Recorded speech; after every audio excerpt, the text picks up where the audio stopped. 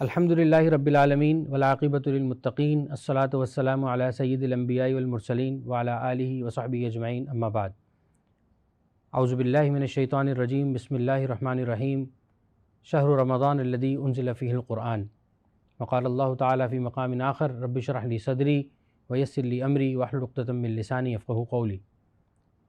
السلام علیکم ورحمۃ اللہ وبرکاتہ۔ معزز سامعین اکرام، میں ڈاکٹر موسیٰ لاکھانی، اسسٹنٹ پروفیسر شعبہ علوم اسلامیہ بحریہ یونیورسٹی کراچی کیمپس کی طرف سے آپ سب کو خوش آمدید کہتا ہوں۔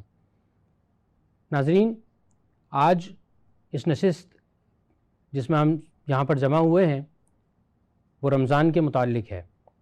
جیسا کہ ہم جانتے ہیں کہ رمضان المبارک کا مہینے کی آمد ہے، اور یہ وہ رمضان کا مہینہ ہے جسے اللہ رب العزت نے قرآن میں بیان کرتے ہوئے قرآن کے ساتھ جوڑا ہے۔ قرآن اللہ کا وہ کلام کہ جس کے ساتھ جو جڑ گیا اس کی قدر و قیمت کئی گنا بڑھ گئی، چاہے پھر وہ حضرت جبرائیل علیہ السلام ہو، چاہے وہ ایک عام انسان ہو جو قرآن کو یاد کر لے، حافظ بن جائے، تو اس کی قدر و قیمت احادیث کے اندر اتنی بڑھا کر بیان کی گئی کہ نہ صرف اسے بلکہ اس کے ماں باپ کو بھی اللہ رب العزت نے ایک بہترین مقام دینا ہے آخرت میں۔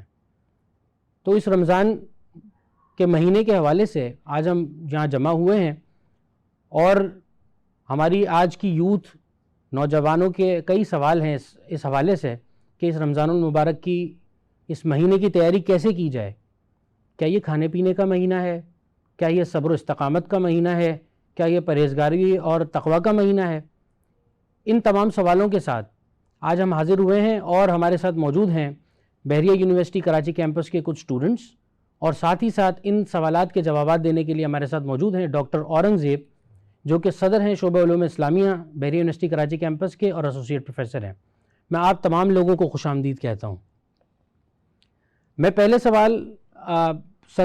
سوال کرنا چاہتا ہوں، اور سر میرا پہلا سوال یہ ہے کہ رمضان المبارک کا مہینہ جس کی تیاری کے حوالے سے ہر شخص جو ہے وہ ایک فکر میں، ایک کوشش میں نظر آتا ہے، اصل رمضان المبارک کی تیاری ہے کیا؟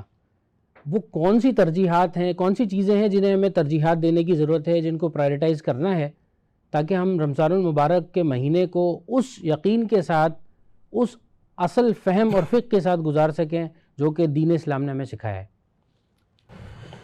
السلام علیکم ورحمۃ اللہ وبرکاتہ۔ بہت شکریہ آپ کی طرف سے دعوت نامہ موصول ہونے کا۔ دیکھیے، ہم عہد حاضر کے تناظر میں اگر دیکھیں تو جتنے بھی امور جو ہم سے متعلقہ ہیں، جس میں ہمیں اچیومنٹ چاہیے ہے اور ہمیں بہت زیادہ پروفٹ چاہیے، چاہے وہ فزیکل اعتبار سے ہو، فائنینشیل اعتبار سے ہو، تو اس کی ایک پلاننگ ہوتی ہے، اور ایک دن میں سب کچھ نہیں ہوتا۔ اگر آپ ایکسرسائز شروع کرتے ہیں تو اچانک سے ایک ہی دن میں اتنی ایکسرسائز کر لی، اس سے آپ بیماری ہوں گے، کوئی فائدہ نہیں ہوتا۔ طریقہ کیا ہے؟ گریجولی، سلولی بٹ شورلی آپ کو آگے بڑھنا ہوتا ہے۔ آج آپ نے تھوڑی سی کری، کل اس سے زیادہ کری، اور وقت گزرنے کے ساتھ آپ بہت مضبوط ہو جاتے ہیں۔ اسی طرح فائنینس کے اندر آپ پہلے تھوڑا سا انویسٹ کرتے ہیں، اور ٹائم گزرتے گزرتے آپ کا انویسٹ بہت ہیوج ہو جاتا ہے۔ رمضان میں ہم تہجد، تراویح، ذکر اذکار، تسبیح، تلاوت، یہ ساری چیزیں ایک ساتھ شروع کر دیتے ہیں۔ اکثر آپ نوٹ کریں دوسرے دن بیمار پڑے ہوئے ہوتے ہیں، یا تیسرے دن بیمار پڑے ہوئے ہوتے ہیں۔ پہلے رات میں تراویح میں پوری مسجد بھری ہوئی ہوتی ہے، تیسرے چوتھی میں بالکل مسجد خالی ہو جاتی ہے، کیونکہ تیاری نہیں تھی۔ طریقہ کیا ہے؟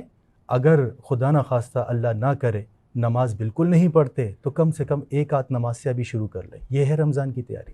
گناہ بہت زیادہ ہو رہے ہیں، کوئی ایک گناہ چھوڑ کر اگلے دن کوئی دوسرا گناہ چھوڑ کر، اسی طرح تلاوت، ایک رکوع یا ایک صفحہ آج، اور کل 2 صفحے، پھر 3 صفحے۔ اب رمضان آتے ہی آپ وارم اپ ہو چکے ہوں گے، اور رمضان کے تمام برکات سے مستفید ہو سکیں گے بآسانی۔ ہم نے بچپن سے لے کے آج تک یہی سنتے آئے کہ جو روزہ ہے وہ صبر کے لیے ہوتا ہے، ڈسپلن دینے کے لیے ہوتا ہے۔ تو مجھے آپ سے یہ سوال ہے کہ کیا یہ اصل میں اسی لیے ہی ہوتا ہے، یا اس کا اور بھی کوئی مقصد ہے؟ بیسیکلی قرآن کریم میں اللہ سبحانہ و تعالیٰ کا یہ فرمان کہ رمضان کے روزے کا مقصد یہ ہے کہ تم تقوی اختیار کرو۔ اب تقوی ایک بہت وسیع مفہوم ہے، اور اس کی اساس یہ ہے کہ گناہ ختم کر دیے جائیں، چھوڑ دیے جائیں، پرہیزگاری کا مطلب جیسے ڈاکٹر کے پاس آپ جاتے ہیں, ڈاکٹر کہتا ہے کہ آپ نے جی یہ چیز نہیں کھانی اور یہ دوا لینی ہے. اگر نزلہ زکام کھانسی بخار کا مریض وہ چاول بھی کھائے, آئس کریم بھی کھائے اور ساتھ گولی کھائے, تو بتائیے کیا اثر ہوگا؟ آپ کہیں گے یہ گولی اصل نہیں ہے, اصل پرہیز ہے, اور پرہیز نصف علاج ہے. یہ اطباء کہتے ہیں نا, ڈاکٹرز کہتے ہیں کہ پرہیز نصف علاج ہے. اگر آپ صرف پرہیز بھی کریں بیماری دور ہوگی, لیکن آپ دوا لیں اور پرہیز نہ کریں تو پھر کوئی گارنٹی نہیں ہے. تو اللہ تعالیٰ فرماتے ہیں کہ کتب علیکم الصیام کما کتب علی الذین من قبلکم لعلکم تتقون. تم پہ روزے اس لیے فرض کیے گئے ہیں تاکہ تم پرہیزگار بن جاؤ. تو روزے کا اصل مقصد کیا ہوا؟ گناہوں کو چھوڑنا, گناہوں سے پرہیز کرنا. اگر یہ گول اچیو ہو گیا تو رمضان کی تمام فیوز برکات سے آپ مستفید ہوں گے. اور اگر یہ گول اچیو نہیں ہوا, تہجد ہو, نماز ہو, قرآن ہو, کچھ بھی پڑھ لیں, وہ رمضان سے آپ فائدہ نہیں اٹھا سکتے. سر میرا آپ سے ایک سوال ہے, جیسے کچھ چیزیں ہوتی ہیں جن کی وجہ سے ہمارا روزہ ٹوٹ جاتا ہے, اور کچھ چیزیں ایسی ہوتی ہیں جس کی وجہ سے ہم شک میں آ جاتے ہیں, تو آپ اس کے بارے میں بتائیں کہ کیا احکامات ہیں؟ دیکھیے, روزے کے حوالے سے جو شریعت نے صریح طور پر بتایا ہے, کھانا پینا سے بچنا ایک لمیٹڈ ٹائم تک, یعنی صبح صادق سے لے کر, یہ صبح فجر نہیں ہے بلکہ طلوع شمس نہیں ہے, صبح صادق سے لے کر غروب آفتاب تک یہ پیریڈ ہو گیا. اس میں کھانے پینے اور زوجین کے جو آپس کے معاملات ہیں اس سے بچے رہنا, ٹھیک ہے, خواہشات, ان چیزوں سے بچے رہنے کا نام ٹیکنیکلی روزہ ہے. یہ کلیئر ہے؟ اس کے بعد روزہ ٹوٹے گا کیسے؟ اس ڈیوریشن میں اگر کھا لیا, پی لیا, یا زوجین نے آپس میں ہمبستری وغیرہ کر لی تو اس سے روزہ ٹوٹ جائے گا. یہ تو کلیئر سی بات ہے. پھر وہ جو آپ شبہات کی بات کر رہے ہیں اس میں مختلف اسکول آف تھاٹ کی مختلف رائے ہے. اب ایک پرنسپل میں آپ کو عرض کر دوں. ایک اسکول آف تھاٹ کا کہنا ہے کہ ایلیمنٹری کینال جو ایسوفیگس سے شروع ہو کر وہ خروج کے راستے تک ہوتا ہے, جس میں آپ کا اسٹمک بھی ہے اور چھوٹی آنت, بڑی آنت, یہ سارے ہیں. سو اس پورے ایلیمنٹری کینال میں ڈائریکٹلی کوئی غذا پہنچ جائے, حلق کے پار ہو جائے, یا انجیکشن کے ذریعے پیٹ میں, معدے میں یا انٹیسٹن وغیرہ میں ڈائریکٹلی لگے تو روزہ ٹوٹ جائے گا. اس اسکول آف تھاٹ کے مطابق ڈائریکٹلی ایلیمنٹری کینال میں غذا پہنچنے سے روزہ ٹوٹ جائے گا. اگر انڈائریکٹ پہنچے, یعنی اگر سوئی انجیکشن وغیرہ لگا لی تو اس سے نہیں ٹوٹے گا. انجیکشن اگر اسٹمک میں لگائی تو ٹوٹ جائے گا, بازو میں لگائی تو نہیں ٹوٹے گا. ایک اسکول آف تھاٹ کی رائے یہ ہے کہ کوئی بھی چیز جو جسم کو طاقت دے, جسم میں انجیکٹ کیا جائے تو روزے کا مقصد فوت ہو جائے گا اور روزہ ٹوٹ جائے گا. ان اسکول آف تھاٹ کے نزدیک اگر انجیکشن لگایا تو اس سے روزہ ٹوٹ جائے گا. باقی جہاں تک اصولی جس طرف آپ اشارہ کر رہے تھے کہ ٹوتھ پیسٹ وغیرہ کیا یا اس طرح کی چیزیں, تو اس کا ایک ہی اصول تمام علماء کے نزدیک ہے کہ حلق کے پار اگر ہو گیا تو روزہ ٹوٹے گا, اور اگر ایسا نہیں ہوا تو روزہ نہیں ٹوٹے گا. آخری بات عرض کر دوں کہ اگر جان بوجھ کر ایسا کیا تو روزہ ٹوٹے گا, غلطی سے ہوئی تو بھی روزہ ٹوٹے گا. غلطی کا مطلب یاد تھا, چاہتے نہیں تھے لیکن ہو گیا, آپ نے کلی کر رہے تھے, آپ کا مقصد ہرگز پانی پینا نہیں تھا, لیکن وہ بے دھیانی کی وجہ سے حلق کے پار ہو گیا, روزہ یاد تھا, اس کو کہتے ہیں غلطی. اور اگر جان بوجھ کے کیا اس سے بھی روزہ ٹوٹا. ان دونوں میں فرق یہ ہے کہ جان بوجھ کے کریں گے تو کفارہ لازم آئے گا, اور اگر غلطی سے ہوئی تو صرف قضا لازم آئے گا. اور اگر آپ نے بے خیالی میں, آپ کو پتہ ہی نہیں تھا روزہ ہے, روزہ یاد نہیں تھا, اور اگر پی لیا تو اس سے روزہ نہیں ٹوٹتا. جتنا کھا لیں, جتنا پی لیں, مطلب یاد نہ ہو تو. سر آپ اپنی گفتگو سے تھوڑا سا اور وضاحت کریں کہ کفارہ کیا ہوتا ہے؟ اچھا ہاں, کفارہ. دیکھیے کفارہ پہلے تو یہ عرض کر دوں کہ لازم کا وہ ہوتا ہے جان بوجھ کر روزہ توڑنا, یعنی کوئی ضرورت بھی نہیں ہے. ایک ہوتا ہے نا پیاس کی شدت کی وجہ سے بندہ سوچ رہا ہے یار میں مر نہ جاؤں, میں پانی پی لوں, تو یہ اس میں شامل نہیں ہے. ٹھیک ہے, یہ ضرورت کی وجہ سے روزہ توڑا ہے, اس کا کفارہ ہے, اس کا قضا ہے, کفارہ نہیں ہے. کفارہ یہ کہ کوئی حاجت نہیں ہے, بس جان بوجھ کر, جسے کہ ہم کہہ سکتے ہیں نا کہ ضد بازی میں اور وہ تو وائلیشن کر رہا ہے, اس وقت کفارہ سب سے پہلے غلام آزاد کرنا, ٹھیک ہے, جو اس زمانے میں میسر نہیں ہے. اور دوسرے نمبر پر 60 روزے. دیکھیں ایک روزہ اگر جان بوجھ کے توڑا تو اس کا جو جرمانہ آپ سے ہیں جس کو کفارہ کہتے ہیں وہ 60 روزے علیحدہ ہیں, اور یہ قضا جدا رکھنا ہے. ٹھیک ہے, اور وہ 60 روزے بھی اس طرح کہ ایک روزے کے بعد دوسرے روزے میں گیپ نہ ہو. اگر 30 روزے رکھے پھر ایک چھوڑ دیا, پھر شروع سے کرنا پڑے گا. ٹھیک ہے, اور اگر خدا نہ خواستہ کسی شخص کو میڈیکلی انفٹ ہو جائے, بالکل ڈس آرڈر ہو جائے, ڈاکٹر کہتے ہیں کہ یہ روزہ نہیں رکھ سکتا, تو اس کے لیے کفارہ ہے 60 مساکین کو کھانا کھلانا. سر اس کے اندر ایک چیز کی وضاحت اگر اور ہو جائے کہ یہ جو خون دینا اور خون لینا، بلڈ ڈونیشن وغیرہ، اس میں بھی باڈی سے ایک چیز کا خروج ہو رہا ہے اور ایک میں جو ہے نا وہ انٹرنس ہے، تو اس کے حوالے سے کیا رائے ہے علماء کی؟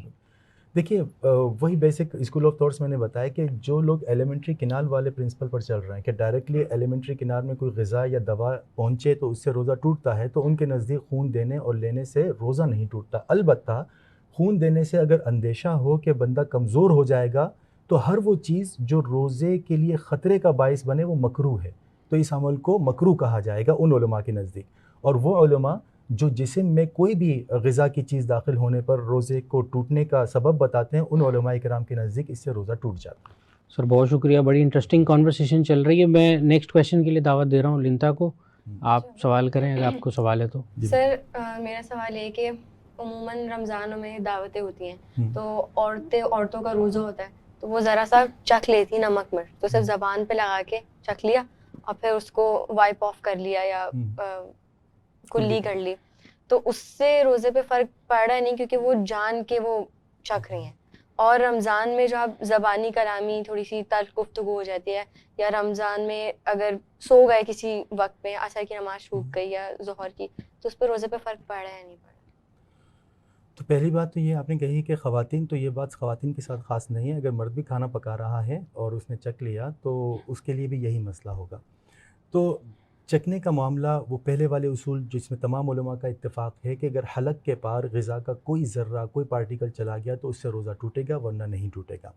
پھر اگر کوئی شخص بلا وجہ ایسے کر رہا ہے، یعنی ایک خاتون ہے، فرض کریں آپ ہی کی مثال لے لیتے ہیں، ایک خاتون ہے، ان کے شوہر بہت ہمبل ہے، خاتون کو یقین ہے کہ اگر نمک مسالہ تیز یا کم ہو جائے تو میری زندگی پر میرے شوہر غصہ بھی نہیں ہوں گے، میری زندگی پر کوئی اثر نہیں ہوگا، تو یہ بلا وجہ چکھ رہی ہے۔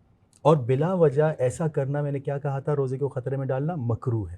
لیکن فقہاء کرام نے لکھا ہے کہ خاوند کی طرف سے یا گھر والوں کی طرف سے کسی سخت رد عمل کا شائبہ ہو تو اس کی گنجائش ہے، لیکن اس قید کے ساتھ کہ وہ حلق کے پار نہ جائے۔ ٹھیک ہے، اور دوسرا سوال کیا تھا؟ زبانی کلامی۔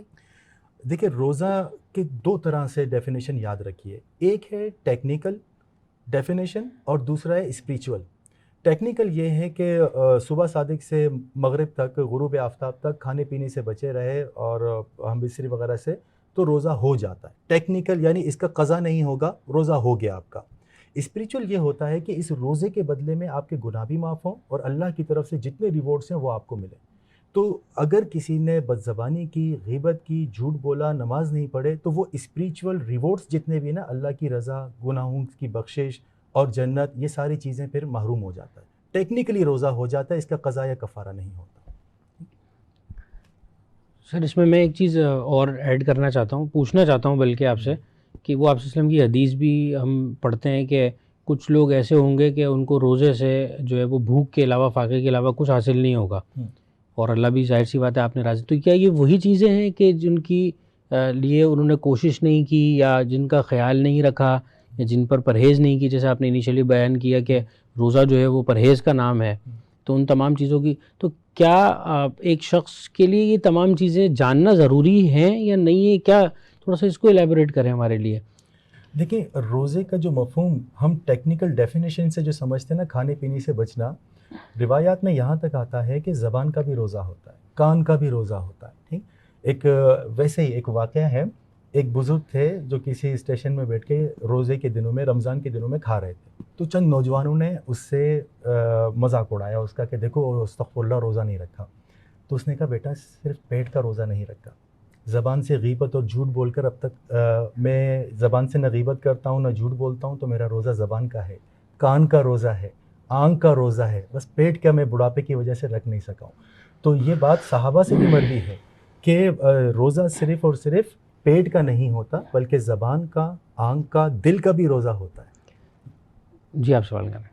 جی سر، میرا سوال یہ ہے کہ رمضان کا جو آخری عشرہ ہوتا ہے جس میں شب قدر کی طاق راتیں ہوتی ہیں، تو یہ کہنا ہوتا ہے کہ 21ویں، 23ویں، 25ویں، 27ویں اس طریقے سے شب قدر جو ہے وہ آتی ہے، تو بعض علماء اکرام یا بعض لوگوں کی طرف سے ہم یہ سنتے ہیں کہ 27ویں شب جو ہے اس کو شب قدر ہے یا کوئی، تو اس طریقے سے ہوتا ہے کہ جیسے ایک سال آئی تو 27ویں شب کو شب قدر ہو گئی، اور پھر اگلے سال کوئی اور انہی طاق راتوں میں سے کوئی اور دن ہے مقرر کہ اس میں شب قدر ہے، یا یہ ہوتا ہے کہ تھرو آؤٹ کہ اگر اللہ تعالیٰ کی طرف سے یا کچھ میں کوئی قرآن شریف یا حدیث کی روشنی میں کہ اگر 25 کو ہے تو ہر سال 25 کو ہی ہو رہی ہے یا 23 کو ہے، ہم نے تو تلاش کرنی ہے تو ایک ہی رات ہے جو ہر سال ہوگی، تو اس کے اندر آپ کی کیا رائے ہے؟ دیکھیں جیسے روزے کا میں نے بتایا کہ ٹیکنیکل ڈیفینیشن ہے اور ایک اسپریچول، تو میرا سوال یہ ہے مطلب آپ کے اس بات پر، کیا اللہ کے رحمت کے دروازے بند ہوتے ہیں؟ بالکل نہیں. اگر وہ یہ پوری دنیا اس کی رحمت سے ہی تو چل رہی ہے، ٹھیک ہے.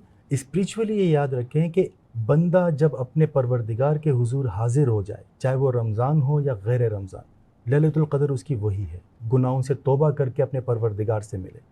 عارفین کہتے ہیں کہ برائے قدردان ہر شب قدر است. اگر تم تقوی اختیار کرو، گناہوں کو چھوڑو، اپنے پروردگار سے ملو، تمہارے لیے ہر رات شب قدر ہے. اصل مقصد ہی یہی ہے شب قدر کا. کوئی یہ نہیں ہے کہ اس رات میں اگر جاگ گیا، عبادت کر لیا تو سب کچھ ہو گیا، ایسے نہیں ہے. مقصد کیا ہے شب قدر کا؟ آپ گناہوں کو چھوڑ کر اللہ تعالیٰ سے جڑ جاؤ.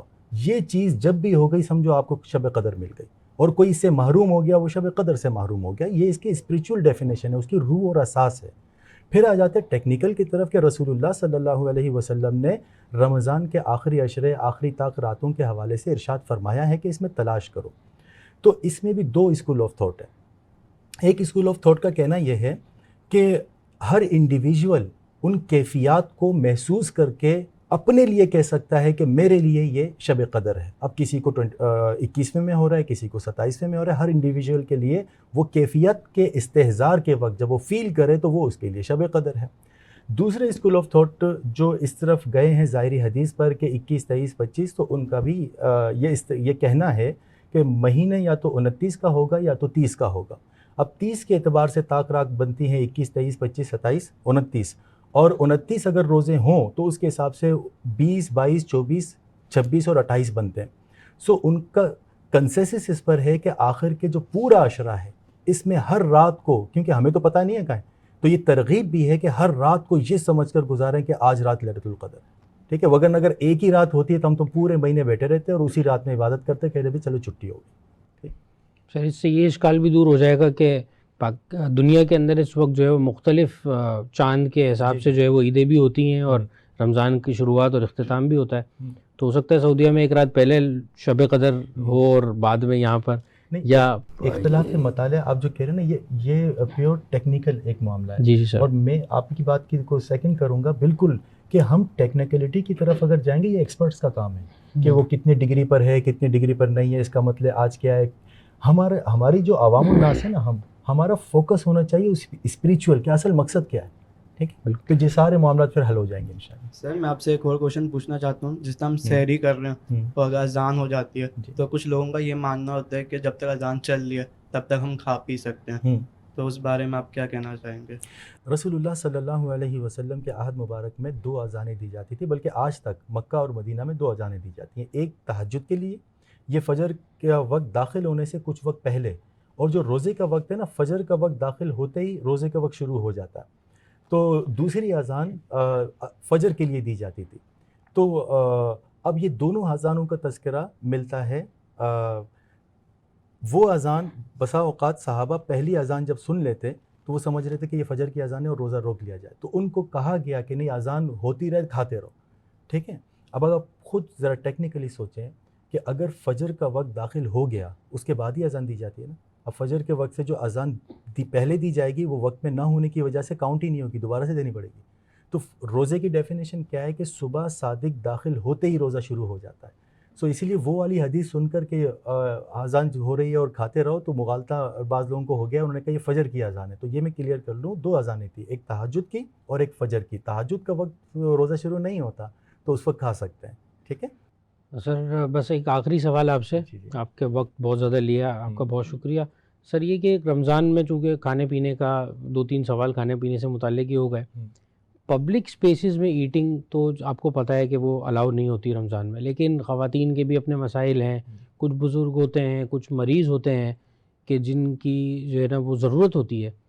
اس صورت میں کیا اخلاقی پہلو دین ہمیں دیتا ہے کہ ہم جو ہے وہ اس کا خیال رکھیں؟ دیکھیں، یہ احترام رمضان آرڈیننس ہمارے پاس موجود ہے، جس کا مقصد یہ ہے کہ علی الاعلان نہ ہو. کئی ایسے جرائم ہوتے ہیں جو خفیہ طور پہ چل رہے ہوتے ہیں، لیکن جب جرائم سر عام آتے ہیں تو اس پہ ایکشن لیا جاتا ہے. سیم اسی طرح کہ ایسے لوگوں کے حوالے سے دو طرف، وہ لوگ جو روزے دار ہیں وہ اچھا گمان کریں اگر کسی کو ایسا دیکھ لیا، کیونکہ برا گمان کرنا یہ اچھی بات نہیں ہے. ظن المؤمنین خیرا.